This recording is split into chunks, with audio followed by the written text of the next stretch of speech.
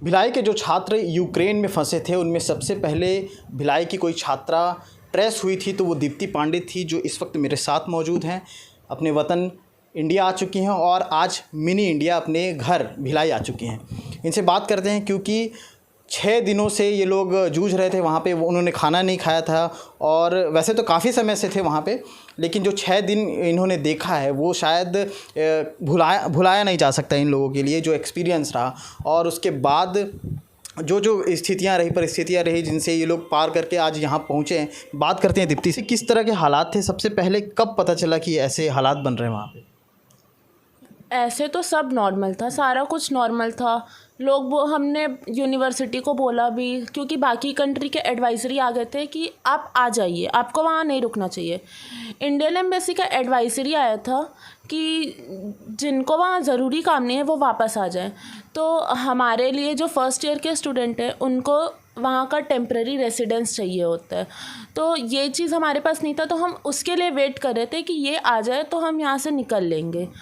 तो उसके बाद और ये लोग हमारे जो यूनिवर्सिटी वाले थे वो ऑफलाइन क्लासेस ले रहे थे। यूनिवर्सिटी कहाँ थी? कौन एग्जैक्ट जगह कौन सा था? खारकीव में ही है, जहाँ पे सबसे ज़्यादा हालात बने हुए थे। जी।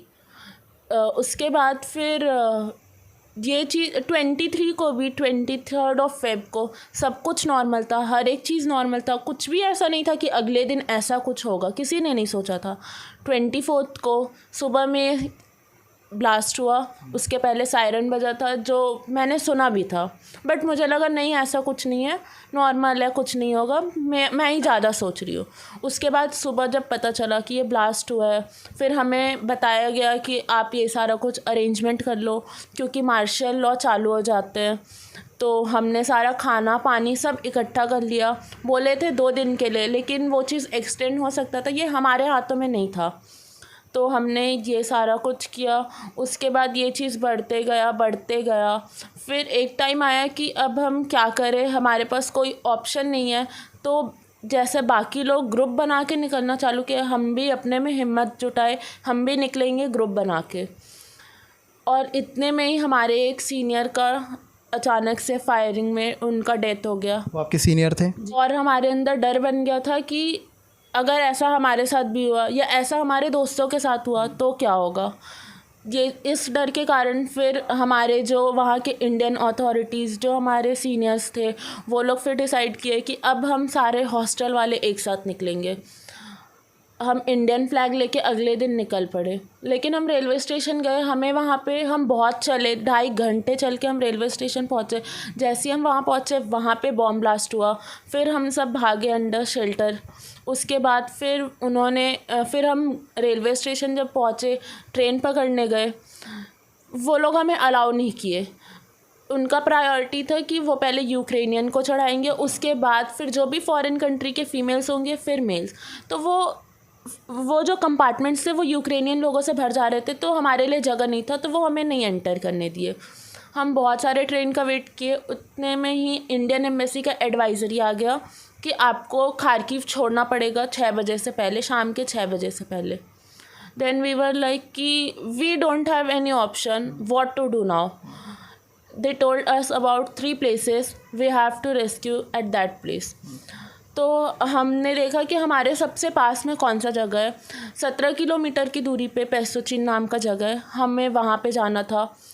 लेकिन अब हमारे पास कोई कैब वगैरह कुछ भी नहीं है, क्योंकि 3 बजे से 4 बजे से एयर स्ट्राइक और कर्फ्यू चालू हो जाते हैं, तो ये सारा कुछ अवेलेबल नहीं था। हम सोचे हम पैदल निकलते, अभी 3 बजे हैं, 6 बजे तक का टाइम है, हम जैसे तैसे करके पहुँचेंगे। हम सारे लोग पैदल निकले, हम इंडियन फ्लैग के साथ निकले। जैसे हम रेलवे स्टेशन आए थे वैसे ही हम सीनियर्स और इंडियन अथॉरिटीज़ के साथ हम निकल पड़े पेसोचिन की तरफ। रास्ते में भी बॉम्ब ब्लास्ट हुआ। जब हम रेलवे स्टेशन में वेट कर रहे थे तब भी बॉम्ब ब्लास्ट हुआ था। एक डर बना, बट फिर भी था कि इतने सारे लोग हैं, हिम्मत था, एक दूसरे की हिम्मत बन के उस टाइम इम्पोर्टेंस पता चला कि हाँ एक दूसरे की हिम्मत बन के रहना है। अप्रॉक्स कितने लोग रहे होंगे आसपास? 800 लोग होंगे।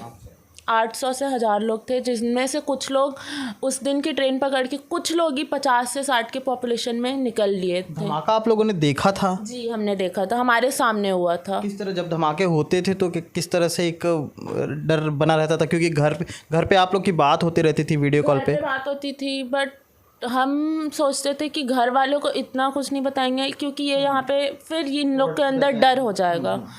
तो हम सोचते थे कि हम सब एक दूसरे के साथ हैं। उस टाइम था कि हम एक दूसरे के साथ रहेंगे, चाहे कुछ भी हो जाए, किसी का साथ नहीं छोड़ेंगे। उसके बाद हम इंडियन फ्लैग लेके निकले। रास्ते में भी ब्लास्ट हुआ, हम वहाँ पे ज़मीन पे नीचे झुक के अपने आप को रेस्क्यू किए, फिर हम चलते बने। डर था, आवाज़ आ रहा था ब्लास्ट होने का, डर था कि अब कहीं अब हो जाए हमारे साथ। लेकिन फिर एक भरोसा था कि नहीं, हमारे पास इंडियन फ्लैग है।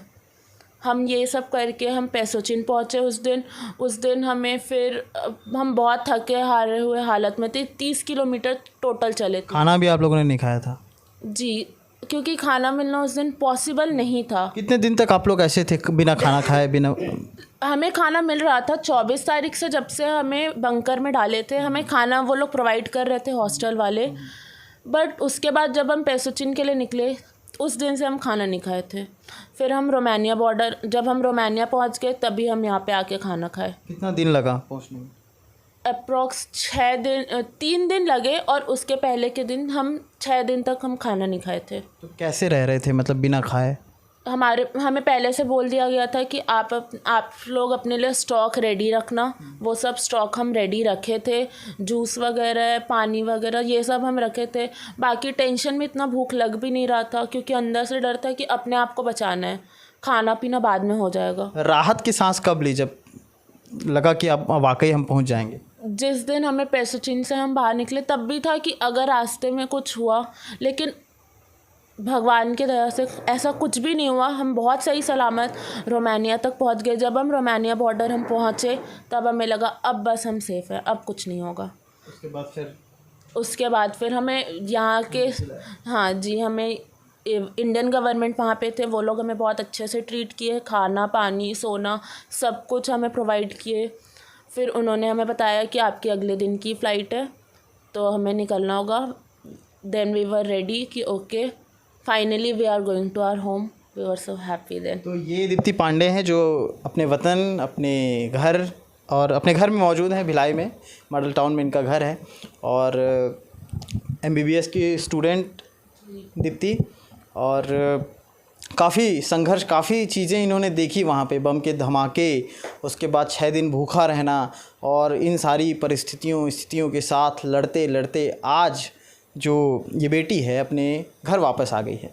जब हम इनके पिता से बात करते थे इससे पहले कि कैसी है दीप्ति, से बात हुई कि नहीं, तो उनका गला रूंध जाता था, क्योंकि कई बार यूँ हुआ था कि जब हम बात करते थे तो बताते थे कि बात तो हुई है लेकिन तबीयत ख़राब थी, और तमाम सारी चीज़ें जब वो बताते थे तो उनका गला रूंध जाता था। फ़िलहाल के लिए इतना ही, आगे की जो खबरें रहेंगी उनसे हम आपको अपडेट करते रहेंगे। फ़िलहाल के लिए देखते रहिए भिलाई टाइम्स, और शुक्रिया।